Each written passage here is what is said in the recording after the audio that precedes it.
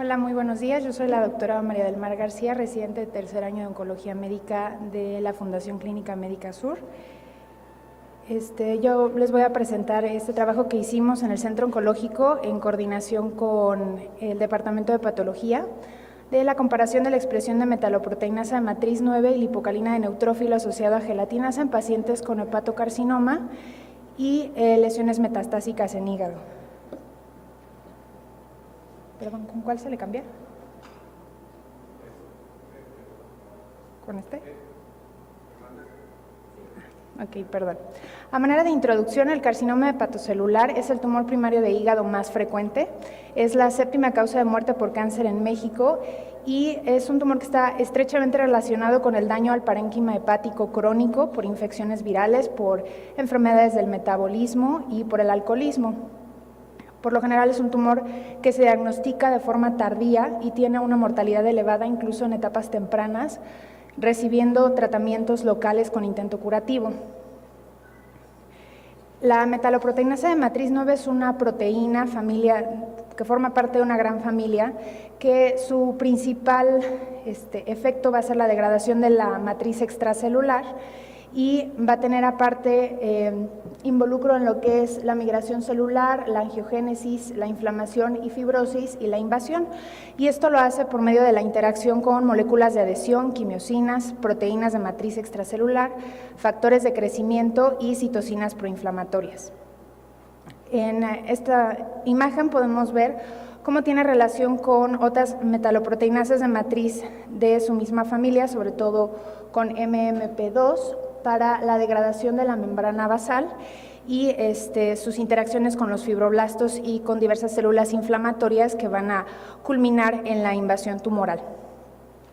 La lipocalina de neutrófilo asociada a gelatinasa también es una proteína que se encuentra relacionada sobre todo con la exposición a condiciones de estrés y su mecanismo de acción principalmente es al permitir que el hierro extracelular ingrese al espacio citoplasmático. Aquí podemos ver cómo ingresa unido a N-gal y por medio de va a tener diversas funciones en cuanto a lo relacionado con las neoplasias, pues va a favorecer procesos de crecimiento, de diferenciación y de multiplicación celular. Y se ha estudiado ya en múltiples tumores. Lo interesante es que en algunos de ellos se ha demostrado que favorece la invasión, que favorece la angiogénesis y la presencia de metástasis, y en otros tumores, como lo que es páncreas y tumores de cabeza y cuello, está relacionado con un mejor pronóstico. Entonces parece ser que dependiendo de la localización y de la biología del tumor es el efecto que vamos a lograr. Mucho de los mecanismos que van a culminar en favorecer el crecimiento en la invasión, va a estar relacionado con la formación del complejo de MMP9 con N-gal. De la formación de este complejo es que va a haber, por medio de diferentes vías de crecimiento, la activación o la inhibición de angiogénesis, de supervivencia, de crecimiento, migración e invasión. Ya se han hecho de MMP9 varios estudios relacionando la expresión con la supervivencia. De N-gal tenemos menos información, específicamente en lo que es carcinoma hepatocelular.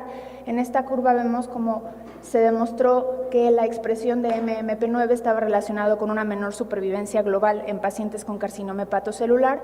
En este otro estudio se vio que la expresión de N-gal también se encontraba relacionado con una menor supervivencia global y analizándolo ya los datos clínicos de los pacientes vimos que los tumores más grandes con estadios más avanzados estaba directamente relacionado con la expresión de este marcador. Entonces, pues realizamos un estudio retrospectivo observacional no aleatorizado en el que obtuvimos registro de pacientes con diagnóstico de carcinoma hepatocelular desde enero del 2005 hasta julio del 2017. Se tomaron al azar el mismo número de muestras con diagnóstico de lesiones metastásicas en hígado, de tumores gastrointestinales, principalmente colon o páncreas, y se realizó inmunistoquímica para MMP9 y N-gal. Estas fueron las clonas que se utilizaron y por medio del expediente electrónico se obtuvieron los datos clínicos de estos pacientes. El objetivo primario era ver si el porcentaje de la expresión de N-gal y de MMP9 era diferente entre las lesiones metastásicas y las lesiones de carcinoma hepatocelular. Como objetivos secundarios, la relación entre la expresión de MMP9 y N-gal y si tenía características de mal pronóstico, si el porcentaje de pacientes que expresaban estos marcadores entre lesiones primarias de colon o primarias de páncreas era diferente y si esto impactaba en la supervivencia global. Este es el análisis estadístico que utilizamos. Y bueno, estas son las características basales de la población. Como podemos ver, la mayor parte de los pacientes eran del sexo masculino. La edad media fue de 67.43 años. La mayor parte de los pacientes tenían tumores mayores de 5 centímetros y menos del 10% tenían metástasis al diagnóstico. Estos son los pacientes que se encontraban, según Barcelona, en A, B, C o D. La mayor parte de los pacientes tenían antecedente de cirrosis, en su mayoría de etiología viral, hasta en el 51.1% de los pacientes, de los cuales la mayoría eran por virus de hepatitis C. Hígado sano únicamente en el 6% de los pacientes. Y de acuerdo con el tratamiento recibido, más de la mitad recibió algún tipo de tratamiento local. Haciendo la suma, la mayor parte de los pacientes en algún punto recibieron quimioembolización. Si sumemos los que tuvieron quimioembolización, cirugía más quimioembolización o quimioembolización más ablación, y el tratamiento sistémico únicamente en el 16.9% de los pacientes, en su mayoría con inhibidores de tirosinosinasa. El seguimiento fue de 9.59 meses y bueno, estos fueron los resultados. En total fueron 105 pacientes, los cuales realizamos inmunistoquímica en 61 con diagnóstico de lesiones de carcinoma hepatocelular y 44 con lesiones metastásicas. Aquí tenemos un ejemplo de las tinciones. Aquí arriba tenemos un MMP9 negativo, a la derecha un MMP9 positivo en hepatocarcinoma y los dos de abajo son positivos para N-gal en hepatocarcinoma. Entonces aquí tenemos esta tabla con los resultados. Podemos ver que los pacientes con carcinoma hepatocelular en todas las muestras tenían algún porcentaje de expresión de N-gal, más del 90% una o dos cruces, comparado con metástasis hepáticas que la mayoría eran o negativos o tenían intensidad leve. Este resultado fue estadísticamente significativo. En cuanto a MMP9, la mayor parte de los pacientes con carcinoma hepatocelular tuvieron una cruz y los pacientes con lesiones metastásicas en su mayoría no expresaron. Esto también fue estadísticamente significativo. Aquí tenemos una gráfica, como podemos ver en azul, tenemos las lesiones metastásicas que no expresaban o con intensidad leve y los pacientes con hepatocarcinoma en su mayoría con intensidad intermedia. Y este es para MMP9. Igual tenemos pacientes con hepatocarcinoma, en su mayoría con una cruz, y pacientes con metástasis hepáticas, el mayor porcentaje no expresaban. En cuanto al tumor primario, los hallazgos fue que los pacientes con un tumor primario en colon, todos expresaron N-gal.